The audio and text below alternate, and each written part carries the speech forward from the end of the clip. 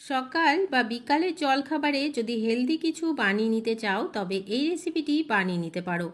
এই রেসিপিটি খেতে এতটাই টেস্ট হয়, দেখবে বাচ্চারাও চেয়ে চেয়ে খাচ্ছে। বাচ্চাদের স্কুলের টিফিনে এছাড়াও বড়দের লাঞ্চ বক্সেও কিন্তু এই রেসিপিটি দিতে পারো। এই রেসিপিটি এতটাই হেলদি। নমস্কার বন্ধুরা, নন্দিনী সিম্পল কুকের আরও একটি পর্বে আপনাদের সবাইকে জানাচ্ছি স্বাগত। আশা করছি আপনারা সবাই ভালো আছেন।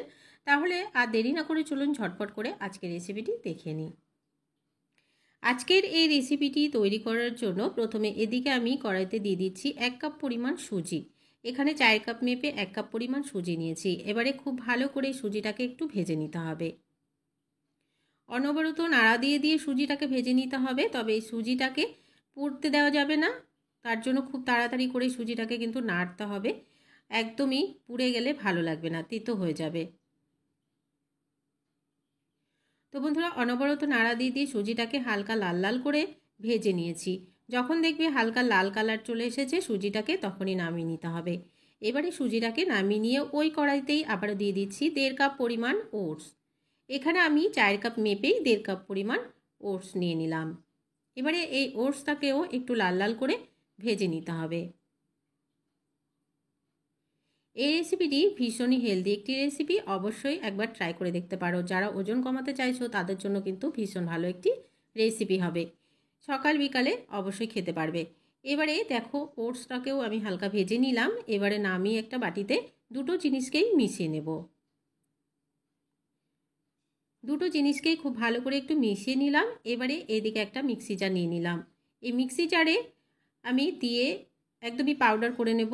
আর পুরোটা একসাথে দেব না, অর্ধেক অর্ধেক করে দিয়ে পাউডার করে নিচ্ছি, যেন খুব ভালোভাবে ওটসটা একদমই পাউডার হয়ে যায়। তো বন্ধুরা, মিক্সিটাকে ঘুরিয়ে আমি একদমই পাউডার করে নিয়েছি। তো দেখো একটাও ওটস কিন্তু আর গোটা নেই। এবারে একটা বাটিতেই সমস্ত পাউডারটাকে নিয়ে নিচ্ছি। আর বাকি আরও যেটা ছিল সেগুলোকেও কিন্তু সেমভাবে গুঁড়ো করে নিতে হবে।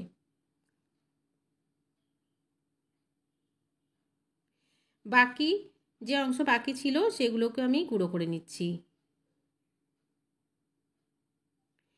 সবগুলোই পাউডার করে নেওয়া হয়ে গেছে। এবারে সবগুলোকে একসাথে মিশিয়ে নিচ্ছি। সমস্ত পাউডারটিকে একসাথে মিশিয়ে নিলাম। এবারে এখানে দিয়ে দিচ্ছি পরিমাণ মতো জল। প্রথমে আমি এখানে 1.5 কাপ পরিমাণ জল দিয়ে দিচ্ছি।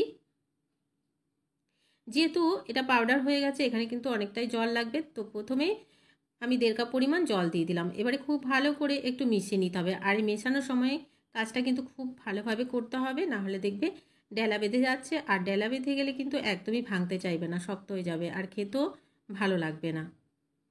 তো অবশ্যই খুব ভালো করে রেডি করে নিতে হবে আর স্মুথ একটা ব্যাটার রেডি করে নিতে হবে। তো দেখো বন্ধুরা, মেশানোর পরে অনেকটাই ঘন হয়ে গেছে, জলটা পুরোপুরি অ্যাবজর্ব হয়ে গেছে। তো এখানে আমি আরও 1 কাপ পরিমাণ জল দিয়ে দিচ্ছি। মোট এখানে আমার 2 কাপ আরও হাফ কাপ পরিমাণ জল লেগেছে। এবারে খুব ভালো করে মিশিয়ে নিচ্ছি। এই ব্যাটারটা খুব বেশি পাতলা বা খুব বেশি ঘন হবে না, তার জন্য জলটা অবশ্যই বুঝে দিতে হবে। এবারে খুব ভালো করে মিশিয়ে নিলাম। তো দেখো ব্যাটারের কনসিস্টেন্সিটা ঠিক এই রকম থাকতে হবে। এবারে এখানে দিয়ে দেবো কিছু জিনিস মিশিয়ে দেবো। তো এই ব্যাটারটাকে কিন্তু আর একদমই রেস্টে রাখার দরকার নেই। এবারে এখানে নিয়ে নিয়েছি গাজর, গ্রেট করে রেখেছিলাম এখানে 2টো গাজর নিয়ে নিয়েছি, একটা কাঁচা লঙ্কা কুচি আর দিয়ে দিচ্ছি ধনেপাতা কুচি। গাজর আমি পুরোটা দেবো না, এখানে অর্ধেকটা গাজর আমি ব্যবহার করছি। এবারে ধনেপাতাটাও দিয়ে দিচ্ছি। এবারে এখানে দিয়ে দেবো শশা কুচি। এখানে আমি ছোট ছোট করে শশা কেটে রেখেছিলাম, তো অর্ধেকটা শশা এখানে দিয়ে দিচ্ছি আর অর্ধেকটা সরিয়ে দিচ্ছি। আর দিয়ে দিচ্ছি একটা পেঁয়াজ কুচি। পেঁয়াজটাকেও একদমই ছোট ছোট করে কেটে রেখেছিলাম, দিয়ে দিলাম পেঁয়াজটা। এবারে সমস্ত কিছুকে একটু মিশিয়ে নিচ্ছি।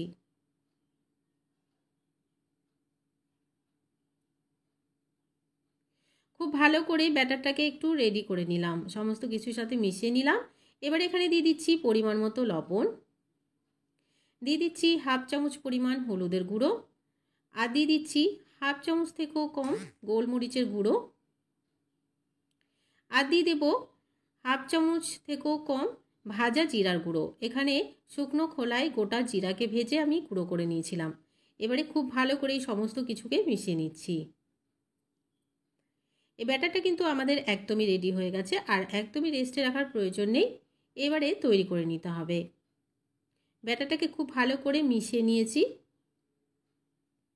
সমস্ত কিছুর সাথে খুব ভালো করে একটু মিশিয়ে নিতে হবে, যেন মশলাগুলো খুব ভালোভাবে মিশে যায়। এবারে এদিকে একটা ফ্রাইং প্যান বসিয়ে দিলাম, আর এই ফ্রাইং প্যানে দিয়ে দিচ্ছি 1 চামচ পরিমাণ সাদা তেল। খুব বেশি তেল দেওয়ার প্রয়োজন নেই, এই 1 চামচ তেল দিয়েই দেখবে সমস্ত রেসিপি তৈরি হয়ে যাচ্ছে।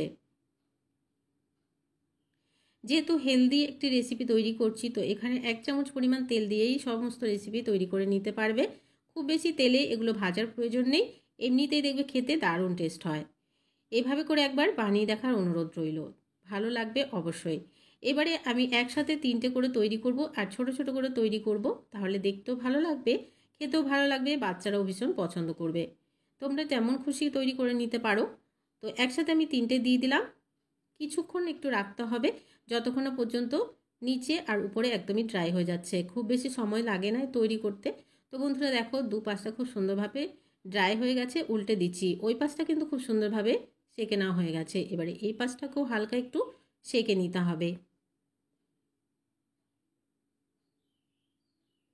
সবগুলোকে উল্টে নিয়ে খুব ভালোভাবে একটু সেঁকে নিচ্ছি ওই পাশটাকেও। আর কিন্তু বারবার করে উল্টে দেওয়ার দরকার নেই। তো দেখো, এই পাশটা খুব সুন্দরভাবে সেঁকে নেওয়া হয়ে গেছে। এগুলো একদমই রেডি হয়ে গেছে। খুব বেশি সময় লাগে না, মাত্র 30 মিনিটের মধ্যেই দেখবে রেসিপি তৈরি হয়ে যাবে। রেডি করতে যতটা সময় লাগে ঠিক ততটা সময় কিন্তু এই রেসিপিতে দিতে হয়। তো বন্ধুরা, সবগুলোকে নামিয়ে নিয়েছি। এবারে যে কোনো সসের সাথেও খেতে পারো, চাটনির সাথেও খেতে পারো, এমনিতেও কিন্তু এই রেসিপিটি খেতে পারো। আর এই রেসিপিটি বাড়ির বাচ্চা থেকে বড় সবারই ভীষণ ভালো লাগবে।